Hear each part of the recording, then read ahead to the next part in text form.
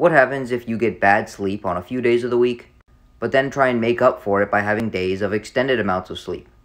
For example, many people have a 5-day work week in which they get poor quality sleep, and they sleep in on the weekends to try and make up for it. This study looked at just that. Both groups were in a caloric deficit. One group reduced their sleep time by 90 minutes for 5 days a week, but then got to sleep as much as they wanted on the other 2 days. The normal sleep group got between 428 and 451 minutes of sleep every single day. The sleep restriction group got between 370 and 390 minutes of sleep on their sleep restricted days, and between 495 and 535 minutes on their ad libitum days. Surprisingly, these groups lost the exact same amount of weight. However, there's a catch.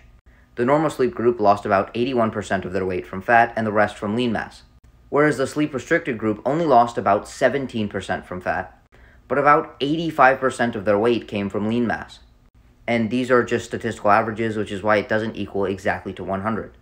Additionally, in the normal sleep group, they had an 80-calorie increase in resting metabolic rate. But in the sleep restriction group, they had an 11-calorie decrease. So in the grand scheme of things, if you get adequate sleep every single day, instead of getting poor sleep some days and extremely extended sleep others, when you go into a caloric deficit, you will see a better maintenance of your metabolic rate, and you will lose much more weight from fat rather than muscle. And this study indicates that if you're getting poor quality sleep, a lot of the weight that you might lose is going to be from muscle. You may be able to help mitigate this by optimizing the quality of your sleep, in which I have a few videos on.